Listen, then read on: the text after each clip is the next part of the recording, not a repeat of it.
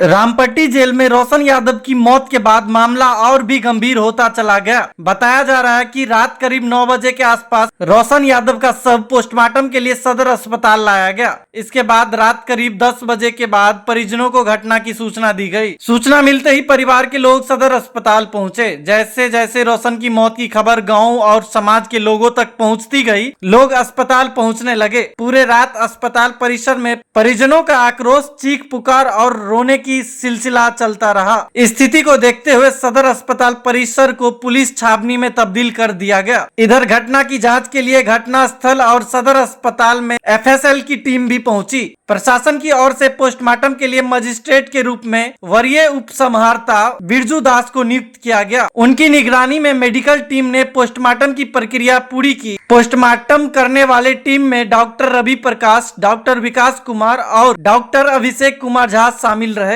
बताया जा रहा है कि कागजी प्रक्रिया पूरी होने के बाद करीब सुबह 4 बजे पोस्टमार्टम की प्रक्रिया पूरी हुई, जिसके बाद सब परिजनों को सौंप दिया गया। लेकिन अब सबसे बड़ा सवाल पोस्टमार्टम रिपोर्ट को लेकर है। परिजनों के आरोप और जेल प्रशासन की ओर से बताई जा रही मौत की वजह, इन दोनों के बीच सच्चाई क्या है? प्रशासन से उठते कई सवाल। अगर जेल प्रशासन के अनुसार रोशन की मौत इलाज के दौरान हुई तो परिजनों को सूचना देने में इतना समय क्यों लगा? जेल के अंदर घटना की सूचना मिलने के बाद क्या क्या कार्रवाई की गई? घटना स्थल से एफएसएल टीम ने क्या साक्ष्य जुटाया? गले पर बताए जा रहे निशान की वास्तविक वजह क्या है? पोस्टमार्टम रिपोर्ट में मौत का कारण क्या सामने आता है? क्या पूरे मामले की जांच निष्पक्ष और पारदर्शी तरीके से होगी? फिलहाल एफएसएल जांच और पोस्टमार्टम रिपोर्ट का इंतजार है। अब यही रिपोर्ट तय करेगी कि रोशन यादव की मौत आखिर किन परिस्थितियों में हुई और उस रात जेल के अंदर वास्तव में क्या हुआ था। सवाल कई है, जवाब जांच और रिपोर्ट से ही मिलेगी। रोशन यादव की बहन का क्या कहना है, सुनिए वीडियो में।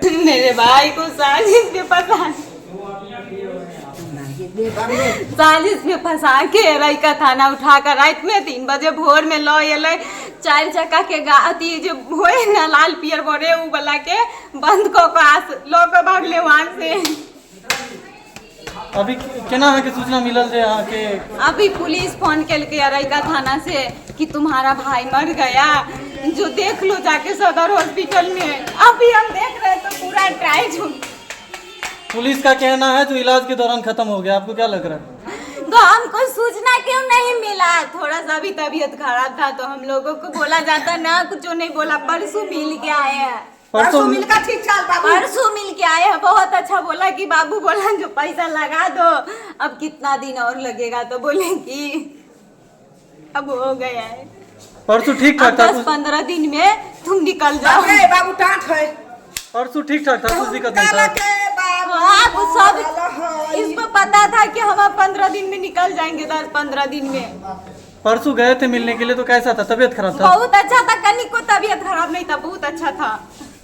फिर प्रशासन से आप पूछे नहीं जो सर परसों ठीक था, अचानक कैसे ऐसे कैसे हो गया? हम कुछ नहीं पूछ पाए, सुनते ही बेहोश हो गए। बोले कि मर गया, डायरेक्ट फोन गया कि मर गया। देखने के बाद क्या लग रहा है, जो इलाज के दौरान खत्म हुआ है या फिर क्या हुआ? नहीं, फंसा करके मारा है, गली में रस्सी लगा के मारा है। लाल यहाँ पर ही परसों मिलने के आए थे। हाँ की बात चले बाबू, हमरा वो जेलों में मारे हो जाए चले मिला ना आया था बहुते। देखिए मारा था, उसी का निशान है। हाँ, जेल में भी मारा था। हाँ, जेल में मारा। चलो बाबू जी भाई साहब मारा था, चलो हमारा निकालो, बहुत मारता है हमको जेल में भी। पता चला कि जेल में मारे हैं, हम आ करके जेलों में बोले बाबे हमरा दुश्मन से कल के तब पुलिस के देखने के बाद क्या लग रहा है, जो इलाज के दौरान खत्म हुआ है या फिर नहीं? इसको कुछ नहीं था, कुछ नहीं हो रहा था। कैसे अब कुछ हो जाएगा 2 ही दिन में? बाबू हमार ढेर करके है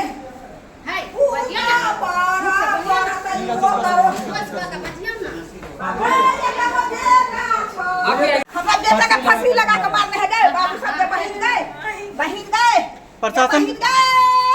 प्रशासन कहे थे जो इलाज के दौरान खत्म हो गए? नहीं